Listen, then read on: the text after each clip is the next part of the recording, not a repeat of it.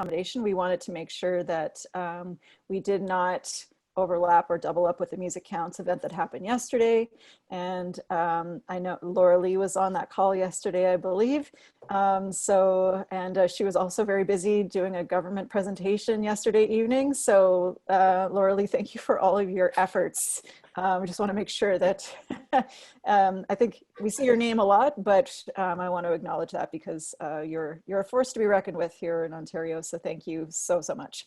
To get started today, I just want to invite you to be active on the chat. You can put any questions or comments in that space as you'd like. As you all registered for this event, to our knowledge, nobody submitted any questions in advance for our panelists. So we will be trying to accommodate questions as they come up throughout the session today. So to get things started, I'd like to ask for your applause in welcoming our panelists today. We have Isaac and we have Ashley and we have Angela on the call. So thank you so much to you three for taking time out of your busy schedules to join us. Special tip of the hat to Isaac, who has a power outage in his area and had to drive 40 minutes to a Wi-Fi location to make this happen. So A+. Okay, so I'm not going to do much of the way of introductions of our panelists because I'm going to leave it to them to tell you a little bit about what they've going on. As you can tell by the title of today's event, we're really focusing on student leadership and either engaging or re-engaging our student leaders as we go into the start of the school year, which is coming up upon us very fast, as I'm sure you all feel. So to get things started, I'd like to invite Ashley to start us off with an introduction, telling us a little bit about the student leadership program that you have at ACI, and maybe a little bit of context and a sense of what the programming looks like there. And just one final note, I will be a ruthless timekeeper for our panelists, so don't judge me if I cut them off. They have been given ample notice that this is going to happen. So Ashley, over to you.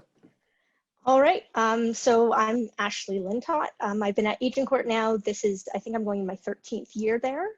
And have been involved with the Music Council probably about since the second year I was at the school. For those of you that don't know Agincourt, we have quite a robust program. You see David Lum there. There are 6 music teachers in our program, and we offer guitar, strings, band, jazz, MIDI, which is most of what I do is the music technology stuff, and band and vocal. I shouldn't have interrupted myself in the middle.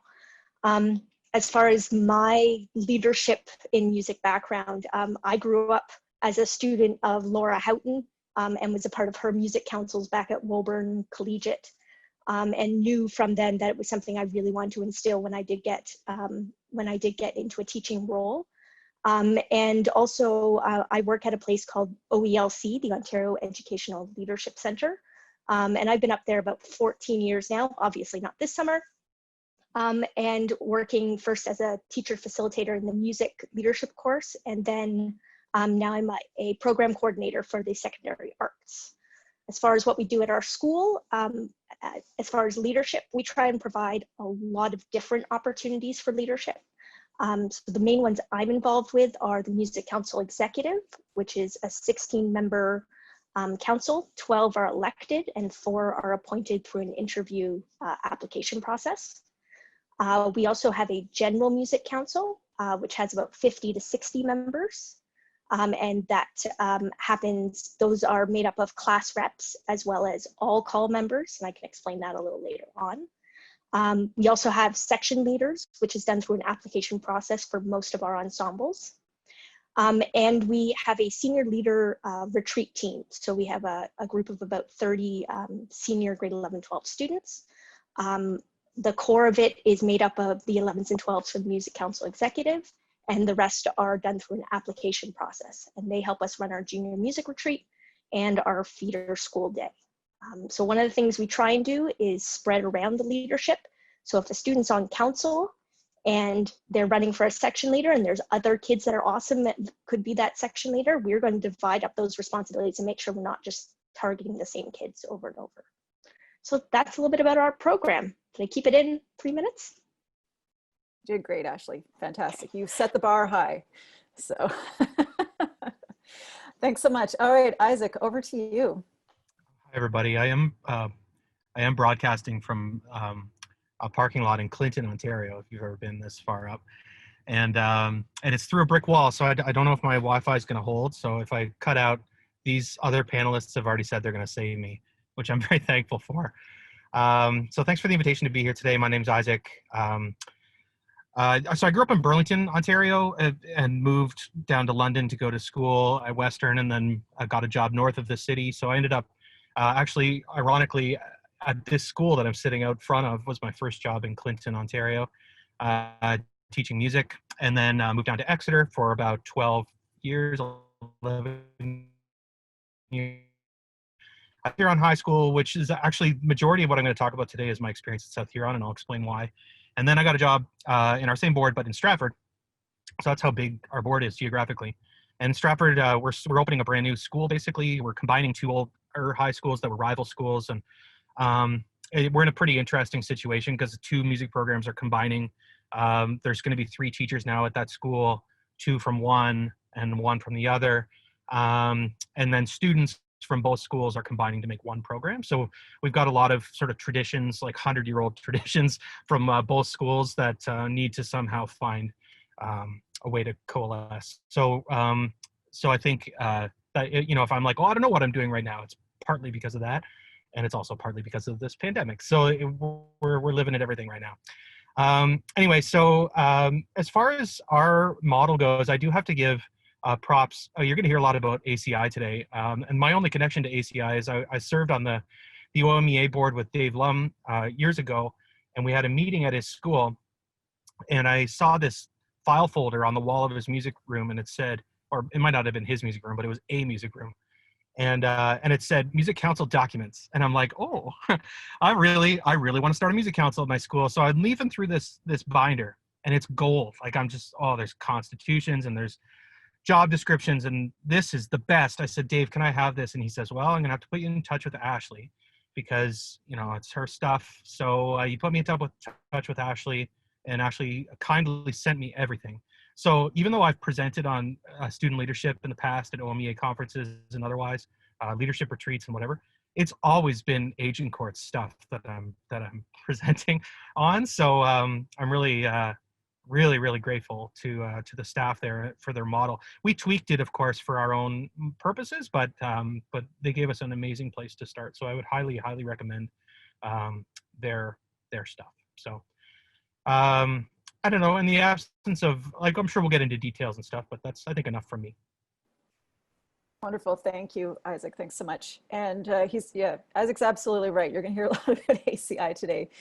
So perhaps if Mr. Lum and I I think we've got some heart and proudness going on here right now, because our next panelist is Angela Tran, who happens to be an alumni of the ACI program, as well as an alumni from UTSC where I work. So we're happy to have Angela on the panel to provide a different perspective as a former student who has been in a number of leadership roles. And I will say, before I hand it over to Angela, that in her first year as my first work study student, she started a program called the Music Ambassadors Program. And we saw a 30% increase in our enrollment within the first 3 months because of Angela's efforts in working with her peers. And I will also say that she is a co-founder of Art Side Out, which is a multidisciplinary arts festival that she started when she was a student, and it's in its 12th year now. She has a legacy on our campus. So Angela, the legend, I will hand it over to her. So Angela, it's all yours. Well, okay. That was an introduction. Thank you so much, Lynn. Yes, I'm a proud ACI alum and a proud U of T Scarborough alum. I currently work at U of T Scarborough. I'm very lucky. I never left. I'm the communications coordinator for the Department of Arts, Culture, and Media. So Agincourt CI, it's such a wonderful music community there. I always think about it, and it actually inspired me to start something at U of T Scarborough. And as an undergraduate, I had the opportunity to help build a music community with the faculty and the music and culture program. The music and culture program at UTSC is not like a typical faculty of music. It's more community-based. The various students that take our music courses are from different programs and have different career goals. And they're most likely not, pursuing your typical music career. They go on to like different and new paths. They build their own paths. So during my 4 years there, I started numerous student groups, as Lynn mentioned, the Music Ambassadors Program, a jazz a cappella choir, and Arts Side Out, the Multidisciplinary Arts Festival, and it's going into its 13th year, which I'm very proud of. Today I'll be talking about those 3 student groups throughout today's session. And I'm now part of their advising staff. So that's my role with them that I can continue on. So I do have the student perspective, and then I also have a staff perspective. And our student executive teams consist of 50% 4th year students and 50% 2nd year students. That's an example of Arts Side Out. It's split half right in the middle, which is ideal because we want to make sure that there's someone that can continue the group after the seniors have graduated. Some groups are 70% senior students and 30% junior.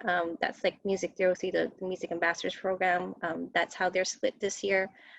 Sometimes we get non-program students running the music club, and that's an example of the Jazz a cappella choir. Right now they're called Glee. And so they're just musicians on campus that are super enthusiastic and want to sing together, so that's great. Most of our students at ACM are from our department and from outside our department. So that's the beauty of being on campus at UTSC. Some executive groups consist of just 6 executive members, some with 22 members. So it can get pretty big and hard to keep track of. But with all of these student groups, they all have constitutions. That is a must at the university, and their positions are all elected. The special thing about the Music Ambassadors Program is that they do have representatives for each of our ensembles. So there's a rep for the concert choir, the concert band, the string orchestra, the jazz band, the guitar ensemble, and the composition group. So we have representatives for all 6 of those subgroups as well. And that's it for this question. Thanks, Angela. Thanks very much. Okay, so these are our panelists. You're in good hands today. And we are recording the session, so you don't have to feel like you have to take copious notes. You can always come back and review. Just a reminder that the chat is open, so if you have questions as we proceed, we're going to get into some of the nitty-gritty details now. Please feel free to go there, and I will keep an eye on it as best I can. So Isaac, I'm going to throw it back to you. And can you tell us what are the key pillars upon which your student leadership program is built and why? I think the why is probably really critical here. And what are its greatest strengths? What's the sort of the ROI here? Sure. So basically our student leadership program was really mainly built on community. I teach in a rural area, and by all accounts,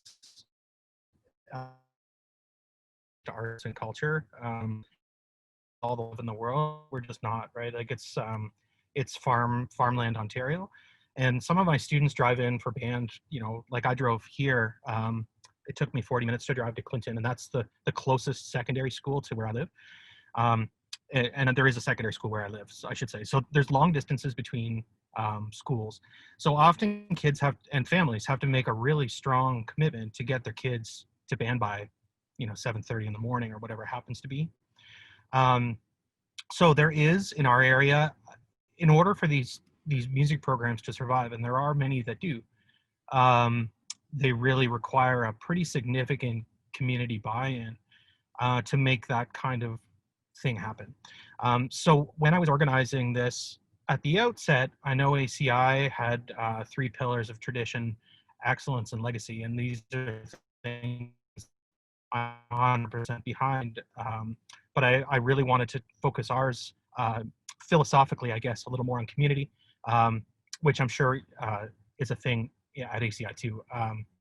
And I really wanted student voice. At that point too, when I started this up, I really felt like I wanted to know what the kids wanted, if that makes any sense. So just getting a feel for, because I was new at the school at that time too, and growing up in Burlington, which is very much a city, I was still getting to know the culture at this particular school, and really trying to understand the kids that were in front of me and what made them tick. So I really tried to build my program around that student voice and that community of which I was a part of. So building in structures like that to have kids share, what they're hoping to get out of being involved in music at our school, what their parents wanted them to get out of being involved in music at that school, and then of course the community around the school too. Whenever we were doing fundraisers or any kind of community event, we would really try to focus on building connections to the community around us, and all of that was student driven. So it wasn't, for instance, me sending out letters to try to get items for fundraisers. It was the kids who were trying to make those connections, because often they were their neighbors or their friends or their uncle that owns whatever, and it just makes things a little bit easier. And we were very fortunate at South Huron and in Stratford too to have a lot of community support around the arts in our schools, which on the face of it doesn't make a lot of sense. I guess maybe more so in Stratford, I suppose, to have the artistic support. But in Exeter, Ontario, on the face of it, probably not. But you'd be surprised how much people value the contribution of music in their schools in rural Ontario, and we really tried to focus our student leadership program around that need.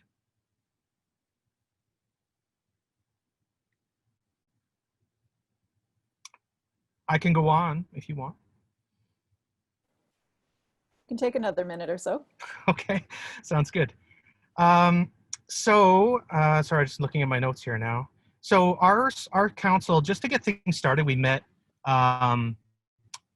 weekly, every Monday morning at 7:30 in the morning. So just because of the way our lunches were structured and whatnot, get all the kids in one room at one time.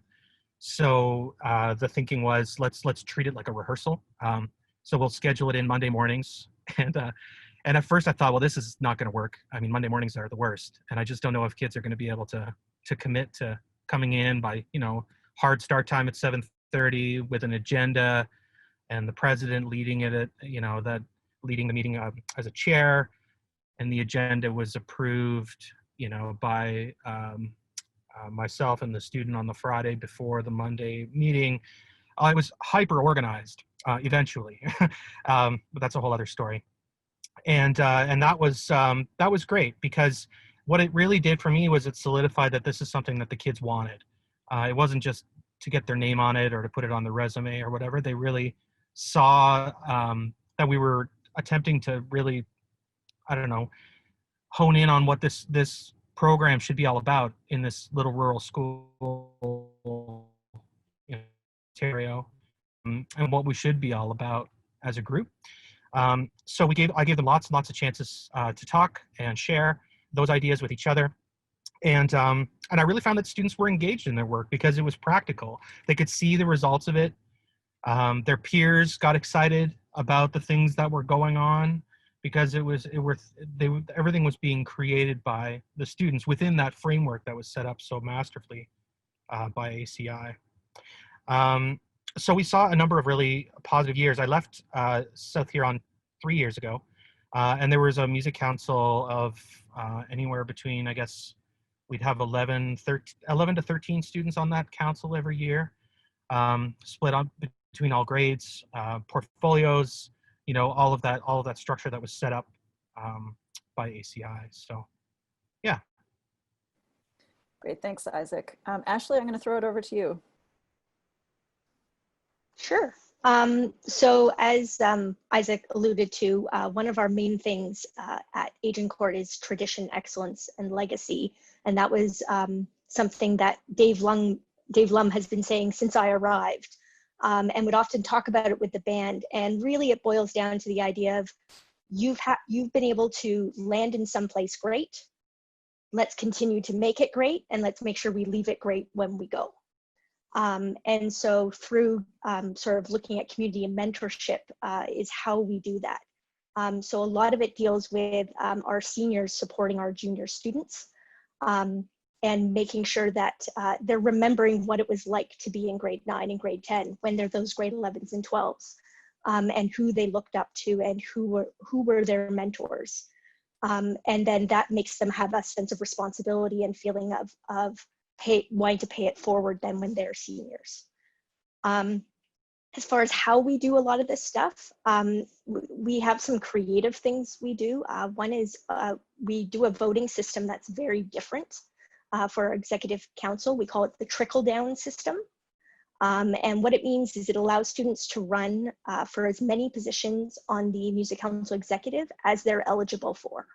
Our thing is that we want the people that want to be there and want to be committed to council's not just your fundraising position, but it's a position of leadership. And so you need to be able to commit to the leadership as well. So by doing that, it means that our election takes about 2.5 hours. We elect the president, and then we look at who's eligible for vice president and continue through electing one at a time. But we found that we really get a strong team every year through this process because of we're not having someone who's fantastic, who's been on council maybe for 2 years, who ran for president, now not doing anything to support the council when they all have this breadth of knowledge and skills that they've developed. We also only have our general council vote for our executive council, with the philosophy behind that being the general council meets once a week where the executive gives them information that they then, if they're a class rep, they relay back to their class. Our all-call members are students that after all our class reps are done, let's say you've got that keener that really wants to be on council, we still let them be on general council. We still track their attendance the same as we would a class rep. And they need to have consistent attendance, either class rep or all-call, to vote in the election and to run for an executive council position. And the reason is because they're the ones seeing the executive at the front do the work all year. They're seeing who's responsible for what, how these things are being run. So they're seeing the inner workings, unlike what a number of students outside might just go with, well, I know this guy, so I'm voting for him. So we try and make it a little bit more something where they can see the impact of what they're doing. And that also means that the general council members feel a sense of responsibility to the council and to the department between making their announcements and having the responsibility of electing that executive. We also do a lot of intentional leadership training with our council, specifically the executive council. So each year we send 4 students to OELC, their secondary arts course. And this was happening, they were sending 2 students before even I was at the school. And that allows them to work with a lot of different students and really focus in on their leadership skills and how they are going to be able to sort of support and bring that back to the council. So the 4 students that go, they are then sort of the facilitators for a mini OELC day where we have our the executive excused for the day with myself and Mr. Pinhorn, and we run a team building leadership day so that we are all on the same page of what our expectations are for each other.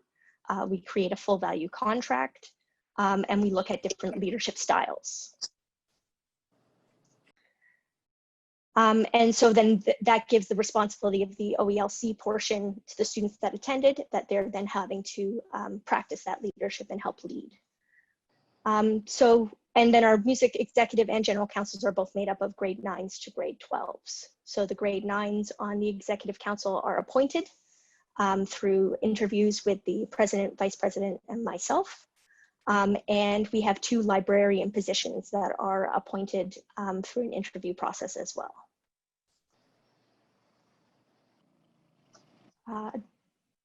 That's our main, oh, I guess I could say one thing we do have on top of our constitution that we inputted was a code of conduct. So we were finding that students were really good at their job. If they were fundraising or events coordinator, they knew that job, they loved that job, but they didn't necessarily see that their leadership went beyond that.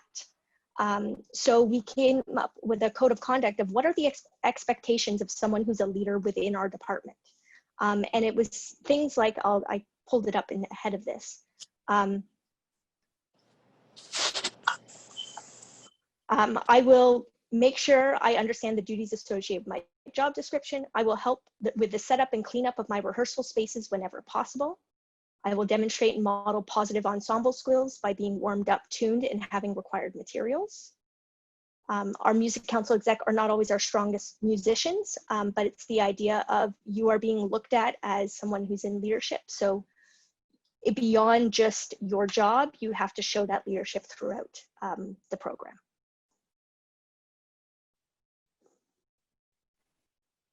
Thanks, Ashley. I can see why Isaac looked to ACI as a model. It's an incredible structure and program that you have running there. So I'm looking forward to hearing more about this and the different variations. Angela, I'm going to pass it over to you for a slightly different perspective and what's happening in the department.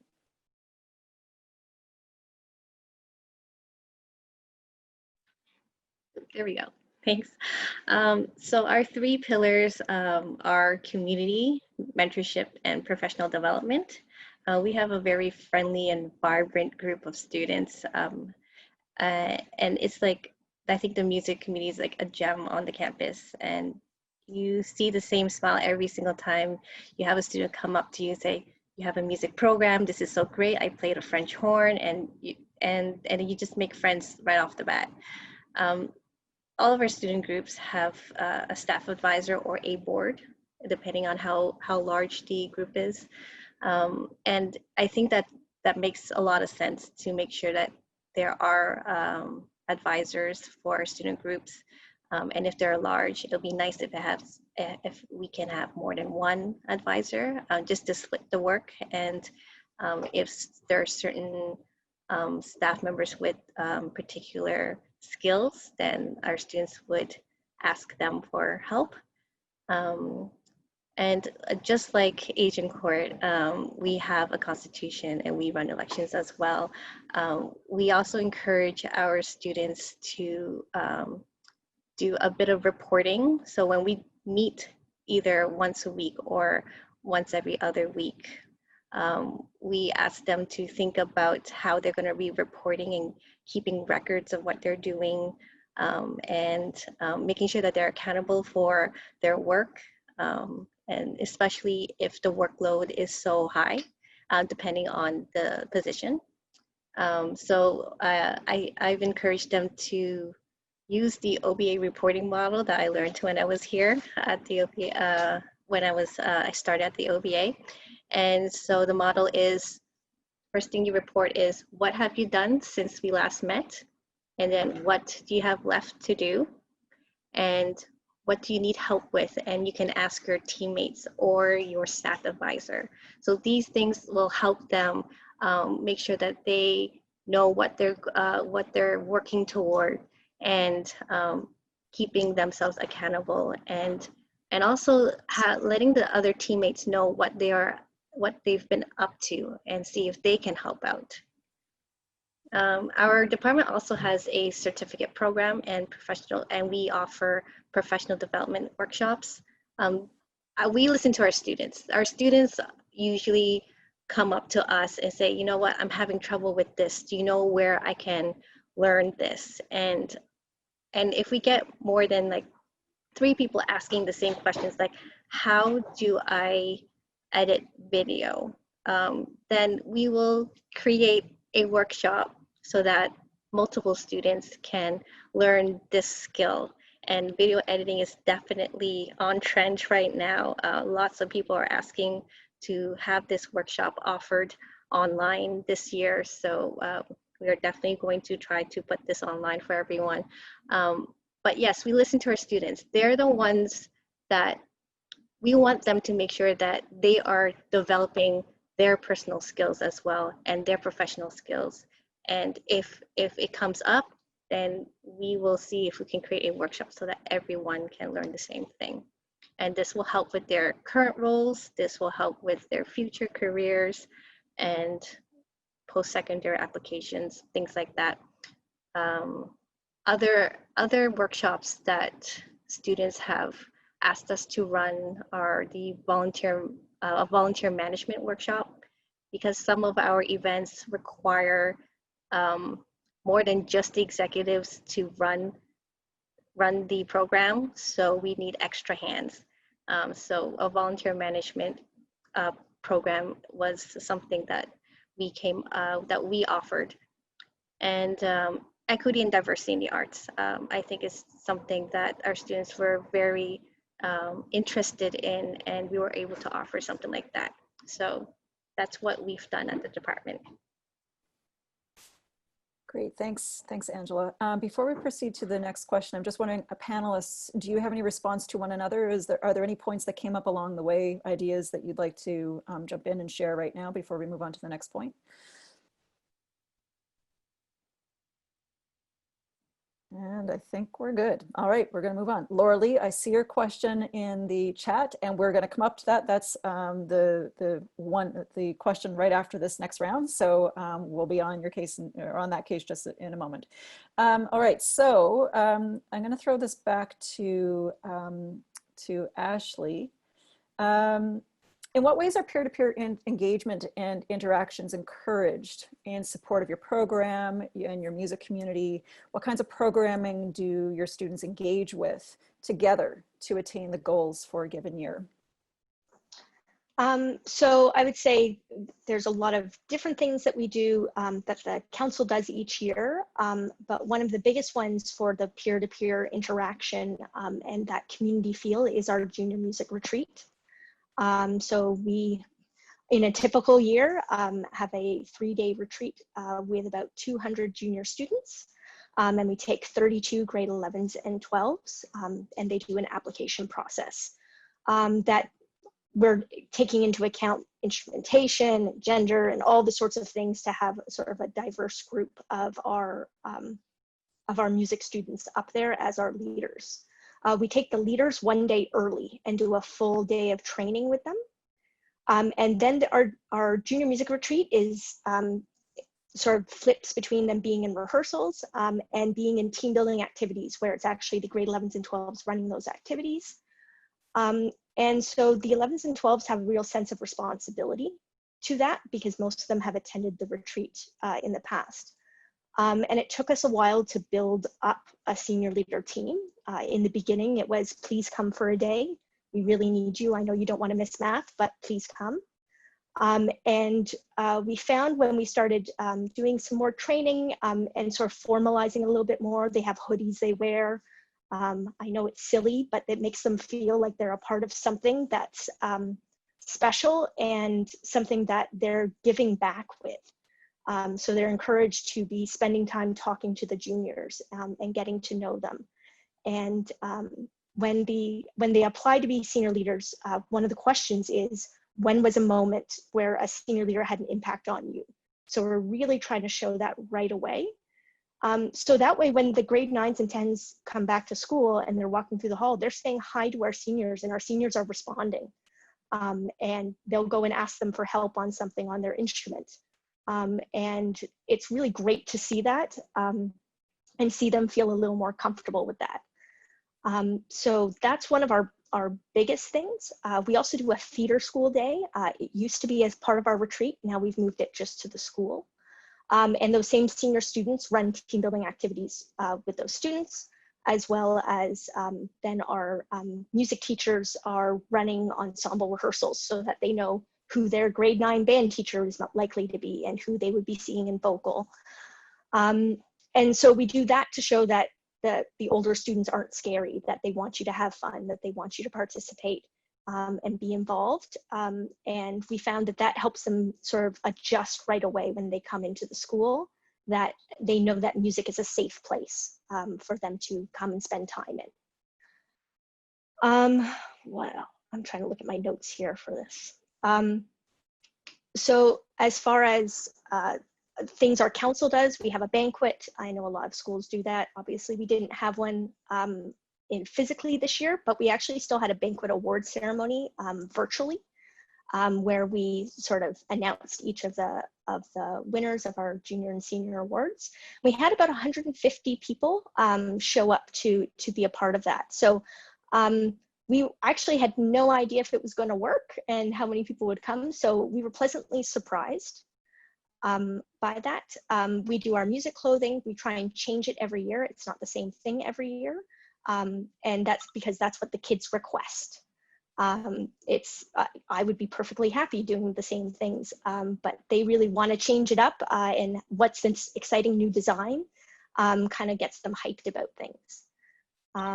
And then our council runs some fundraisers and runs some events, like participates in school events, like we do Jolly Jingles for our Christmas cheer fundraising for our Agincourt community. And we usually participate in the Day of Pink Marketplace and do smaller things within the school. So that's, I'm happy to answer questions. I feel. That's great, Ashley. No, thanks very much. Good. I'm just looking at Laura Lee's comment about the virtual banquet being a really cool idea. I totally agree. I think it's fantastic. Isaac, handing it over to you. Okay, thanks. So very similar in terms of the focus of what we had the kids working on. Again, a lot of this was dictated by the kids. So when in our first meetings, when we were first setting up these structures, I was asking them, of course, what sorts of things do you see this council doing? How can we have the greatest effect on the school culture of the program, culture of the school overall? How can we have the biggest impact? And to the kids' credit, they really focused in on that mentorship idea that was just spoken about by Ashley so eloquently. Older students mentoring younger students, giving them somebody to look up to, making them feel like they're part of the family, make them feel like they're a contributing member of the program from a very early start. That made a huge difference for us overall. I would say in terms of recruitment and retention of students, it made a huge difference. And I think we all know this too, like teaching music in schools, that word family gets tossed around a lot.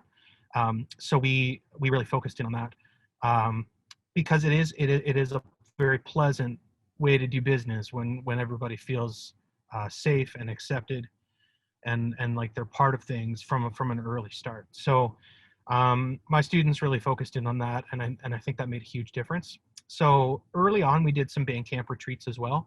And my music council were 100% in charge of setting that up. So we're talking about, a 2 or 3 day even excursion, all the games and campfire and s'mores that you can imagine, and then lots of extended rehearsal times and group lessons, some individual lessons, some sectional work. All of that stuff, that traditional band camp stuff was all done, but the students planned the agenda along with me, of course, and I thought that was really great way to get started too, just because the student buy-in was such that they designed it. It was by their peers, for their peers, and that gave it a lot of weight to the younger students especially. in my new school, our council runs band camps, but we actually don't stay overnight. But we still call it band camp. I think it's just a tradition thing. So basically, we start a really long process of rehearsing and sectionals and games and things at 3 o'clock, and when school finishes, and we just shut it down. So like whenever the custodians say it's time to go, it's time to go. So if that's 10 o'clock, it's 10 o'clock. If it's 11 o'clock, it's 11 o'clock. Whatever. We just build in games at the end, and then we get kicked out when we get kicked out. But it's a similar idea. We have long rehearsals. We have chances for older students to come in and mentor and teach younger students on their instruments. But also it's a chance for them to connect socially, that the older kids in the program aren't the big scary kids that you think they are. And they care about music just as much as you do. And all of that is so important for kids to understand. So that proved to be really great too. We have family dinner, that's what we call it. At whatever time during band camp right now in Stratford, we have family dinner. And we set up the cafeteria tables in a big square so that everybody sits around a huge table like a family. And I know that it's silly, but I think everybody really likes it. And it really helps with that whole family thing. And it's not a big thing to do, but it seems to be important to the kids, especially. So that's something easy. But the kids, they don't just do those sorts of things. We do feeder school tours as well. Our feeder schools are very spread out, of course, because we're rural, so it's an all-day event. Sometimes it's 2 days out to go to 5 feeder schools. We do 3 in one day, 2 in the other. We've done that a number of different ways over the years, but I got to the point with my council in Exeter where the kids did all of that arranging. So I would coach them, of course, but the kids would be the ones emailing the principals of those schools, setting up the schedule, figuring out what the drive time is between each school, figuring out logistics, figuring out equipment needs, and all of that stuff. They had a setup crew that would come in and set up the gyms of these little elementary schools, just the way we need them, and everything just ran like a little machine. And it was a great little machine because it was a machine that the kids made themselves, and it made them very proud, and it made me very proud, to be honest, that they were able to do all this, and then set up and play a great concert too, which is just the best. So we would do those sorts of things. And then, of course, because every kid has a portfolio, there were various other things that they would do. Some kids were more interested in making, slideshows and videos and things, so we'd have those things for events, and kids would submit and do those things. Some kids were really into fundraising. I had a kid a few years ago who was so into this that she sat down with a calendar at the beginning of the year with me, and she wanted a fundraiser happening all the time. So, we're going to start with flowers on the 2nd day of September, and we're going to make sure that the forms are in the kids' hands by this day. This is the due date. That gives us X number of days to count the money and get the order in. The return time is this. Pickup day is going to be that. But by that, we've already started this fundraiser, and on and on and on it went. And she had this full year calendar for fundraising. She did all the ordering. She wrote the check requests. I just signed them and submitted them to the office. She dealt with when 1,000 boxes of pizza get dropped off at your front doorstep at the school. She had a team that she worked with to distribute all those boxes into piles so that when school ended, kids would come down and just pick up their pile of pizzas, and off they went. It really got to the point where kids were taking such ownership of these jobs, portfolios, I should say, that they signed up for, that it was all I could do with my teacher instincts was just to get in there and do it. But it was so liberating in a way to step back and watch the students do it so masterfully. But that was built over a number of years. That didn't happen right away, but it was certainly humming on all cylinders by the time I was Isaac, done. I'm gonna stop you right there. So yeah. just to keep, this is fantastic. I'm just going to keep us moving along a little bit. No, that's great, because I was done talking anyway. So Angela, can you tell us just briefly a little bit about sort of the critical importance of peer-to-peer interaction in your experiences? And then just so Yeah. everybody knows, right after this, we are moving, we will be moving on to the grand piece of this, like how the heck do we do this during COVID? So we're almost there. Angela. There we go. Yeah, I think we have like some similar feelings and experiences from what Isaac was saying and what Ashley was saying. I definitely, with our students, if they have something they want to start, we get excited because it means they believe in something, and all they need is you to believe in them. So that happened throughout my undergrad. Like I thank Lynn every time I can, to for giving us the opportunity to do something brand new. So that's the feeling that the students will receive. It's like, you know, want to do this, but I don't know, like, Mr. Moore, is this a good idea? But if you say like, you know what, this is a great idea, go for it. There's like a spark, and then they will assemble a team. They will figure out the logistics. They will figure out the schedule, and it'll, yes, as Isaac said, it'll work like clockwork, and it does take time. And but once you get them going, they want to do this every single time. And I think that's just the beauty of it. And our students are very, very, very inclined to start something brand new.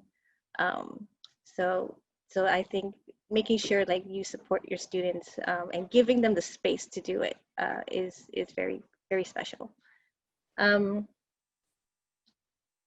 I think the peer-to-peer interactions are very important. When we go out and do our fairs and our conferences and say high school tours, we usually bring one student and one alum, because we know that these students want to hear from another student. We can say all we want up here as a teacher, as an instructor, as a staff member, but once you get someone that is closer to their age to talk about some of the exciting things that happen on student council or at band class or at the banquet, then they're more inclined to try something.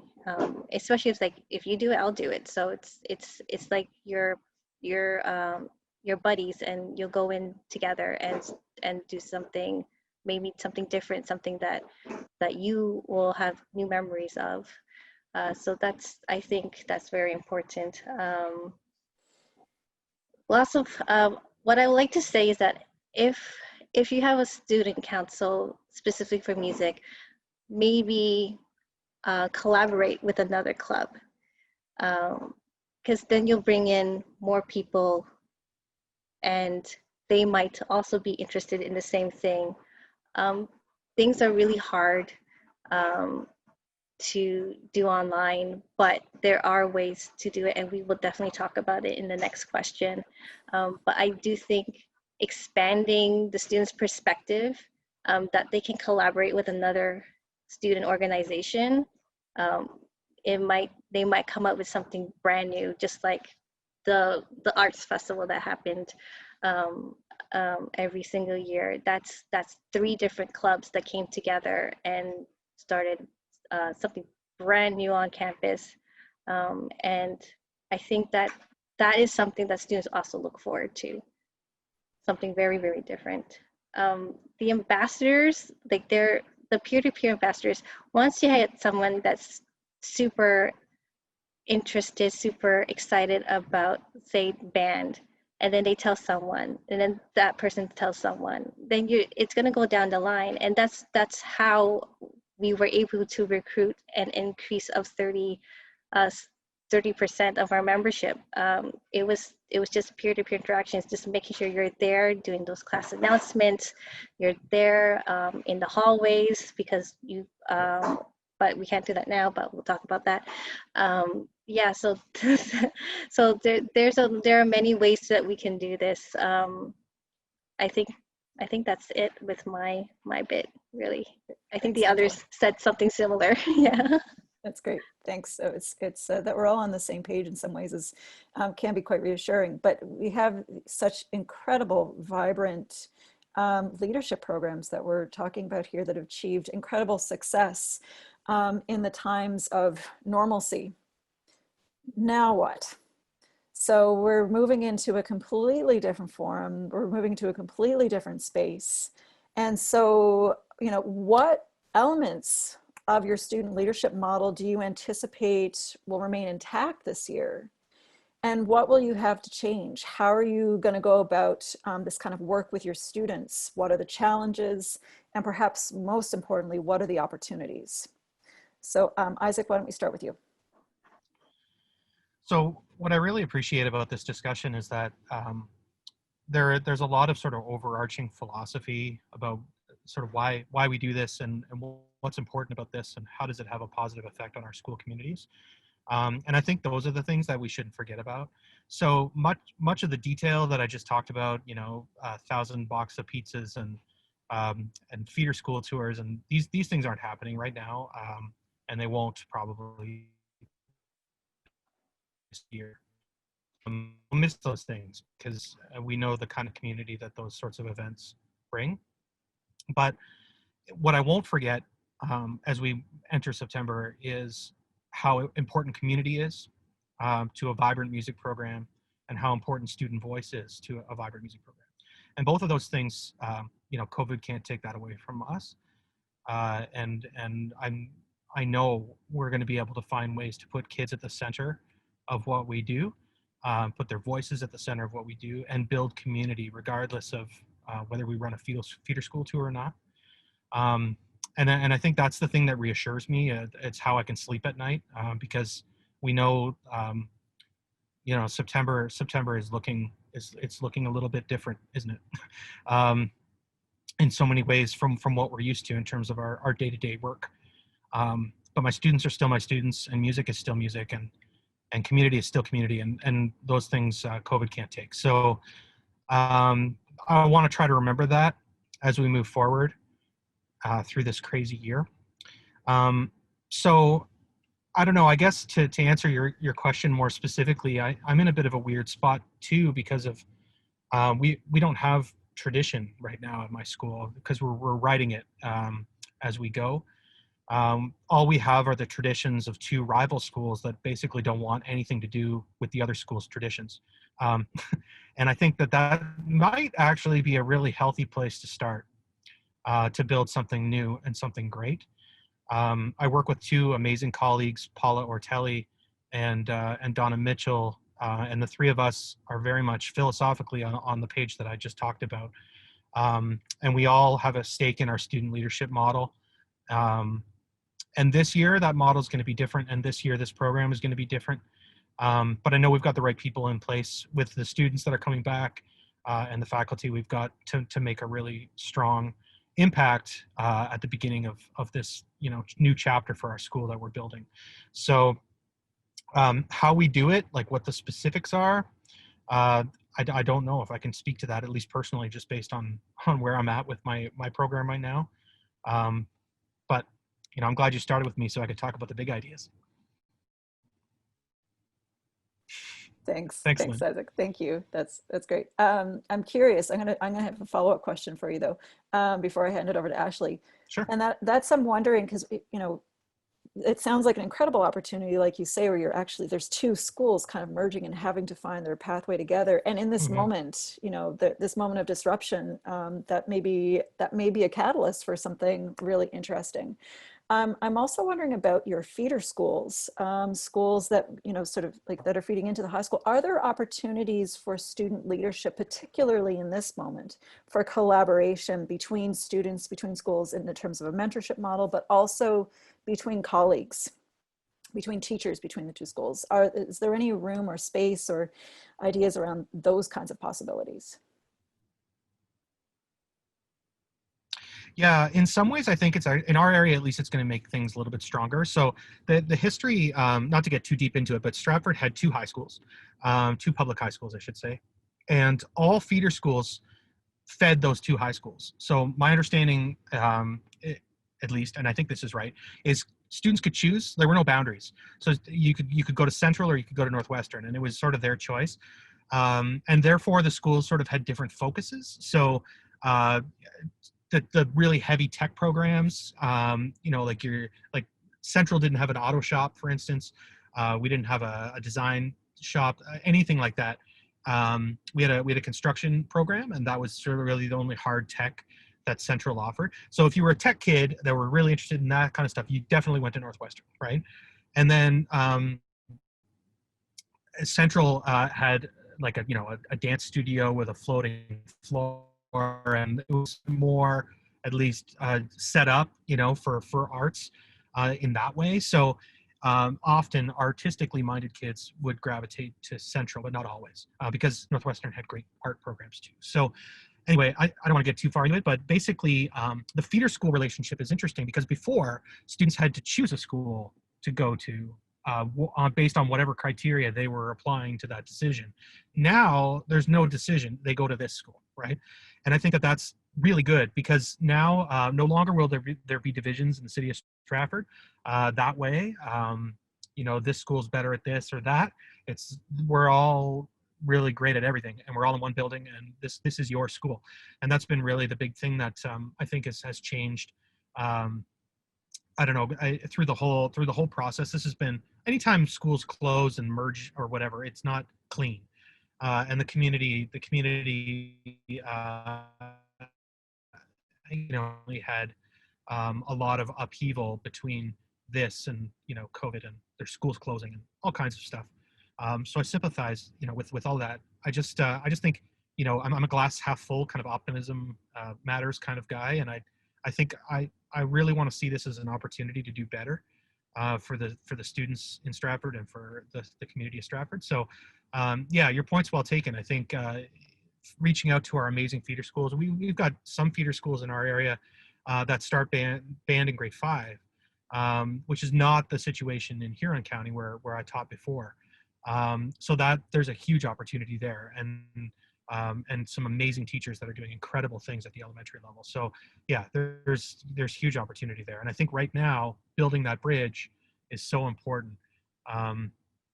Anyway, I've talked enough, but yeah, good call. Thanks, Isaac. Well, a part of it is sort of riffing off an idea that Laura Lee has in the chat here about, putting it together, that a welcome video, having her grade 10, 11, 12 students put together a welcome video for the grade 9s. And just taking that idea one step further, what if, the high school students put together some kind of welcome video or something along that line for the elementary or intermediate schools to actually make that bridge and create that bridge. Just a thought as we're going along here. So Ashley, I'm going to throw it over to you. Can you tell us a little bit about your plans during COVID to keep your student leaders actively engaged? Sure. So some of it, I think, is based on what we did in the spring when we shut down. So I had a really hard time those first few weeks trying to get myself adjusted to teaching online. And I found I was really missing the kids. And just being able to interact with them. And so James Pinhorn and I decided we were going to start doing weekly executive council meetings, video meetings. And we did those for the rest of the school year from about, I would say, maybe second week of April and into June. And that was a really big thing. We found that helped keep there be some connection through a time where lots of kids were dropping off in classes. We had everyone at all of our meetings, and usually if we were missing one person, they had slept in, because apparently noon was, a little too early for some of them and their interesting sleep schedules. And so how we ran those meetings, we started each week with just, tell me something exciting you've done this week. And it was everything from people being like, I'm learning to embroider, to I'm in the top 10% of League of Legends. Like, we had all sorts, but just having those sort of, that normal time you normally have at council meetings where you're just kind of chatting with each other before the formal meeting starts. We just built it in a little bit more specifically. And that helped them kind of stay connected and, oh, I should try that. Oh, I should do that. And so that seemed to help then. And then they decided to make a video outreach of, well, if we have all these different ideas of things we can do, maybe we can make a short little video. So they did one of those passing sign videos where, and they had the teachers get involved as well, about what are some new things you could try, or we know it's tough right now, but hang in there. And that seemed to generate a lot of interest as well. And then the last thing we did was we decided not to have our election, our full election, at the end of last year. So we elected our president and our vice president for the fall, but we actually held off on the rest of the election because we felt at the time when James and I spoke, we were like, we have no idea what September looks like. We don't know who's going to be in the school, how anything's going to happen. So let's get our two main leaders in place that can help us run an election in the fall.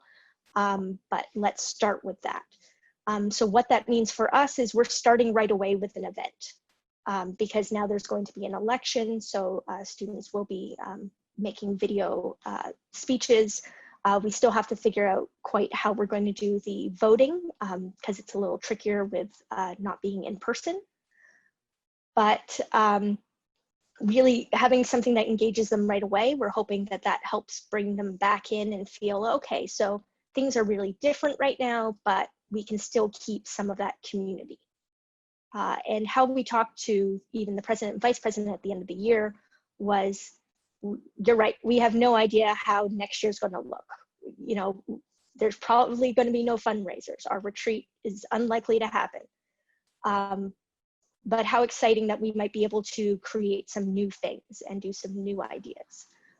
So we did hear from the council a couple times in the summer. One is that apparently they're still meeting bi-weekly, the students that were on the council last year, just for like a games night virtually.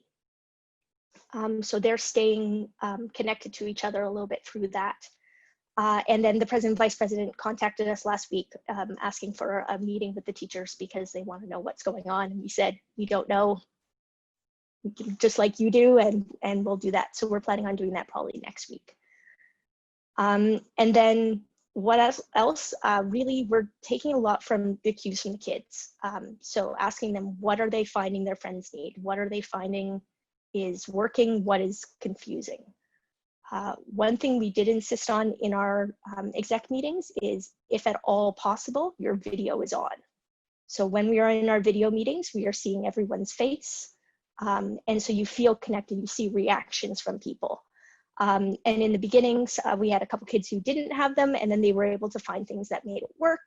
And sometimes it doesn't work. Sometimes someone's like, yep, my phone's not working. It's out of battery. I'm not able to be on it. So but the expectation was there that we are all invested, so we actually want to see each other as we're doing this. So that's kind of what we learned from the spring.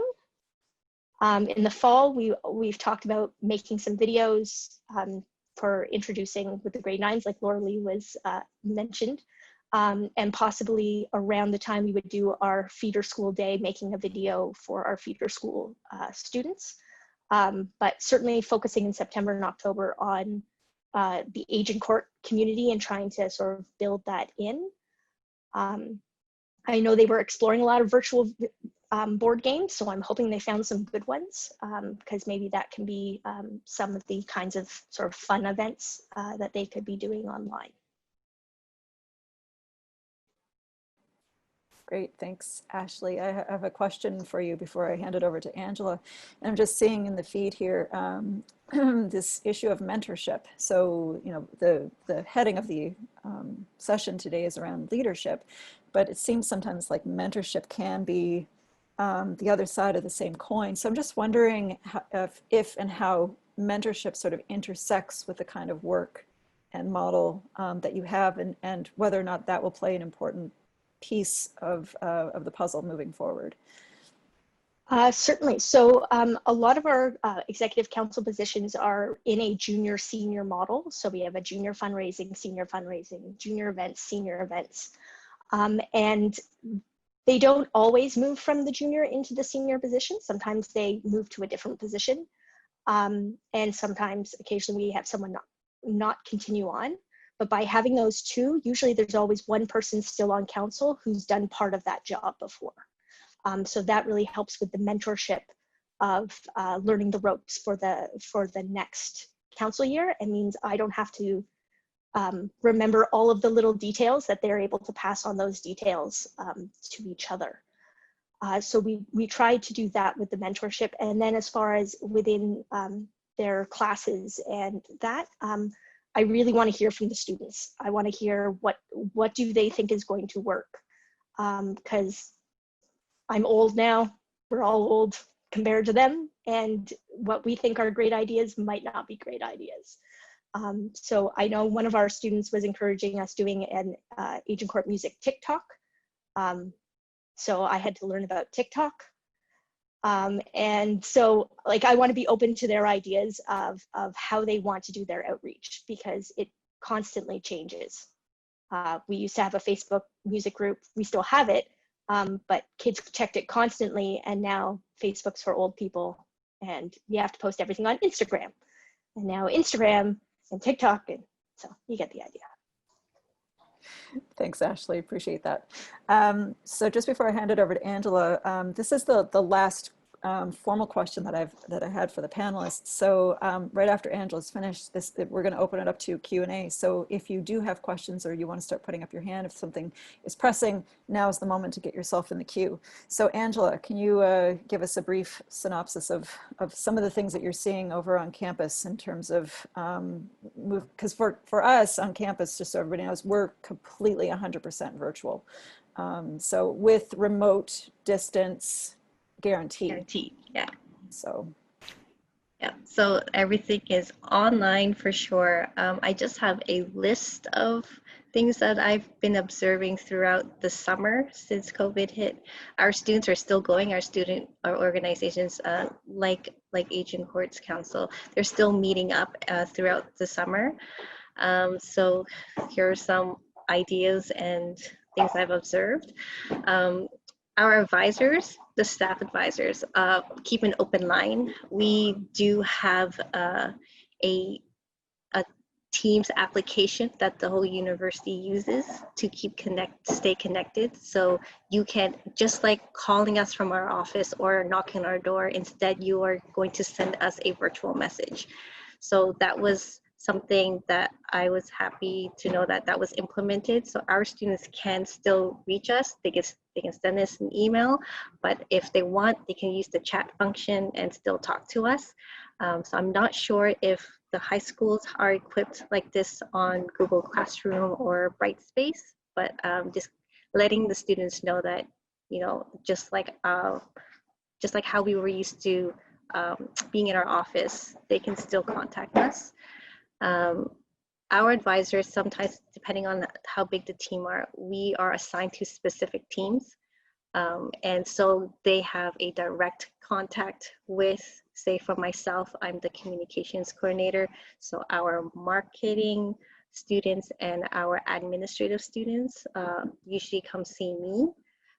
And then if students who are more on the event side and more of logistics, they will speak with another colleague of mine who is the events coordinator. So it's like, it's taking on the advisor's strengths and splitting them up and pairing them with teams or students. So they know that, you know, you can always contact me if you have questions about marketing. And our meetings are on Zoom or Teams. It depends on the group. So that is a bi-weekly thing we do with Art Side Out right now. The cool thing about Art Side Out is that they set the agenda. We're just there as consultants. And so they have the agenda. They've been starting all of their meetings with a breathing exercise. So mental health has been something that we are always thinking about. Our students always being online, our students being physically distancing, and they're not seeing their friends. So we try to be more zen about these things, making sure that we set the tone to the meeting, that it's going to be okay. So we do a breathing exercise called 4-7-8. We breathe in for 4 beats, it's very musical, and then we hold for 7 beats, and then we breathe out for 8 beats. And we do this 4 times. And it usually relaxes our students, it relaxes our staff, and we feel just a little bit better. And they can turn off their video if they want. They can turn off their mic if they want during this breathing exercise, but it's just a way to just take a moment to clear their mind for a bit. And then after that, we do a quick check-in questions, and the questions will change every meeting. So it's like, what have you done this week that you haven't done before? So it's just like a quick check-in question so we can hear everyone say something and stay connected. Another model that our students have been doing, I just want to say that our students are willing to learn new things. They find these new things on their own and they present it at the meeting, and it's really great. So like, you know, keep an open mind and let them run their show, as we say. Let's see, fun games that we do sometimes at our like ACM cafe. So it's like a time when we're not in a meeting, we're just here to stay connected because we missed you guys, and you know, you can come in and just have a chat with us, just an open event. And we do like scavenger hunts. We do like we try to sing. It's really funny, but like, you know, can you finish the lyric? So it's like just fun things that they don't have to really work hard on. It's just making sure that, hey, we're here, we want to stay connected. What else did I write? During this time, our students are learning many new skills, especially with like video editing. I think our students are very keen on learning new things. So there's a lot of open source applications out there for video editing. If you would like to know some of these things, you can email me. I can give you a few. And as well as digital photo editing or image editing. So that's my thing at the university. So if your students are interested and need like a free application and don't want to spend the money on downloading Adobe Creative Cloud, then I can give you a few examples of freeware for your students if they are interested in doing something like that. The structure of our student groups sort of changed, I would say, because of the pandemic. We have included a communications position now in the music group. And I think that makes sense because they want to do more outreach, right? And so they need someone who can do social media. They need someone who can make videos. They need someone who can make cool designs. So maybe consider adding that position or seeing if someone has that skill or a group of people who can do that together would be beneficial during this time. And I think I would also suggest maybe increasing the number of events positions you have on your council. It's probably too much for one person to deal with online events by themselves. So maybe 2 people can take on that position, or you might want a small team or some junior volunteers to also be part of the events team, because things can go online. It's just that you probably need a few more hands to make sure it works. Internal communications was very important to us. I think even before the pandemic happened, we encourage our students to use some free applications for team communications, such as Slack and Asana and Discord. Some of your students might already know about Discord because it's like a video game communication app, because you get less emails. It's like emails are very overwhelming, probably right now, because we're going to be sending more and more emails just to get our message across. and it'll be organized in categories and channels. So on Slack, for example, the OBA, we're using that right now as well. You can create categories based on positions or based on events, if you would like. And teams can be part of those channels, and they will just talk to each other within those channels. And so if you ever want to know about like the music banquet, you go to the music banquet channel, and all the information and files are in that channel. And so it's all categorized and organized that way. So if your students are interested, I'll also type it out in our notes when we post them, and you can see what applications I'm talking about. 30 seconds, Angela. Okay, another thing is attend their events.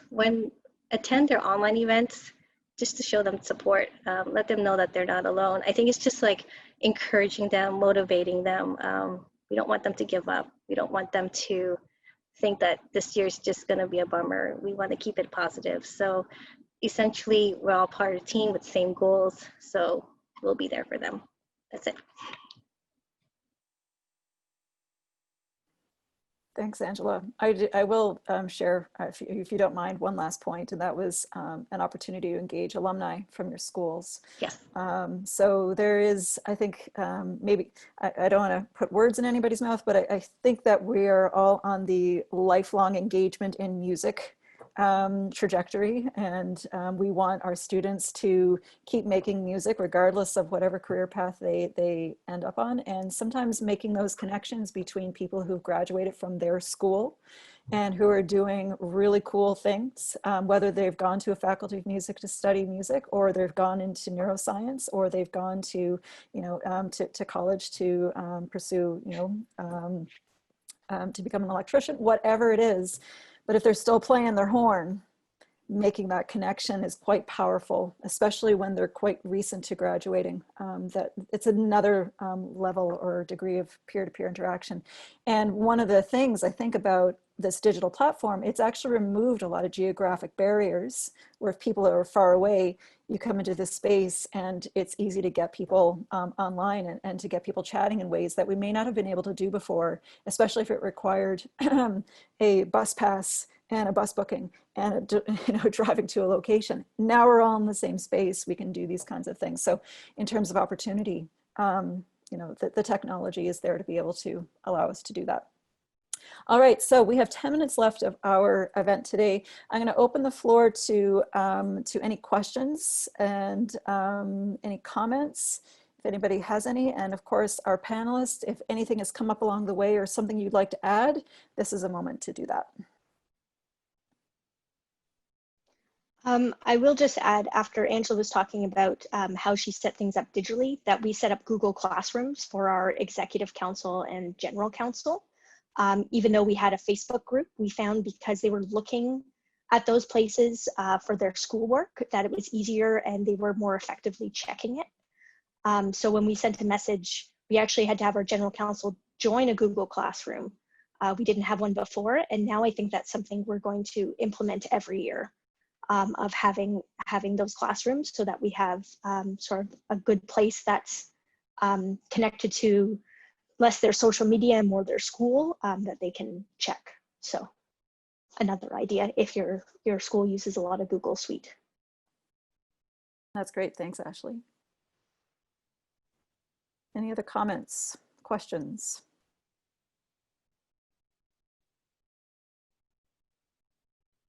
We've solved all of the problems today.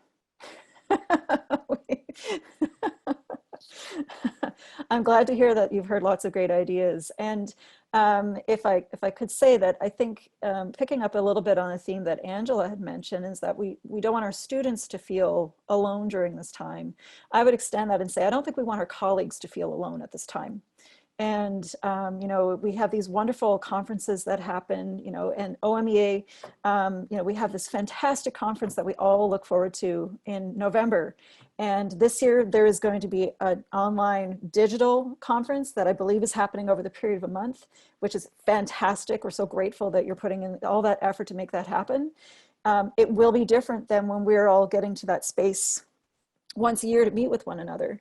But the advantage is that we're going to see each other multiple times in these spaces over the period of the year instead of just that one time. And so, you know, if this is, again, in terms of opportunity, a fantastic time to reach out to your colleagues at whatever level you're teaching, but also across levels, and you know, reaching out to your feeder schools and perhaps building a network or a team of people to share ideas with. And of course, we have these, you know, these the OBAs here, the OMEA, and then of course we have our national organizations in music education as well. So there's just this powerful network of music educators who are all here committed and dedicated to bringing music and an exceptional experience to our students this year, regardless of what the platform is, where we end up. We're here to do that. And we can problem solve these things together. So I hope that through today's event and the other events that we've offered and events that we're going to do in future, and again, look for that OMEA event coming up because that's going to be fantastic, that, you know, nobody feels alone. And there is this sort of collective currency of expertise that we can draw on. And so, you know, please, please reach out at any time. And my hope is that we're going to be doing some more of these sessions throughout the fall. They may not be weekly as we were able to do in earlier in the summer, but we do want to keep in touch, and we want to be as relevant as possible. So your ideas, your suggestions, your concerns, your needs, please let your organizations know. We're here to work for you and to make great things happen. So on that note, unless there's any last words. Can I say thank you to the OBA for hosting? Well, thanks, Isaac. Yeah, everything you just said was amazing, and I completely agree. And I think the one positive thing, there's been lots of positive things, but this is certainly one of them. I'm seeing much greater engagement between organizations. Just in terms of, like, I don't know how many times I've emailed you in the last couple of weeks, Lynn, but it feels like more than I had in the year and a half preceding that. And I think this is good. We're having to come together to create experiences for kids and to make sure that our colleagues are no better time for that than I'm so thankful for this opportunity, but also for future opportunities to do more of this. So thank you. Thank you. I feel exactly the same. So there are silver linings to some of these things, and I think that this coming together is certainly one of them. So on that note, I'd like to thank our panelists. If we could give them a digital round of applause, use your reaction button. Thank you, Isaac. Thank you, Ashley. Thank you, Angela. Appreciate your time today. And thanks, everyone. I know that we're getting into crunch time, so stay healthy, take care of yourselves, and we're in it together. If anyone wants any of those documents, feel free to send me an email or get in contact with anyone at Agincourt, and they'll forward it on to me too. Thanks, Ashley. No problem. Thanks, everyone. Thanks, everyone. Take care and safe travels home, Isaac. Thanks, Lynn. Thanks, everyone. Bye-bye. Thanks, Dave. Bye-bye.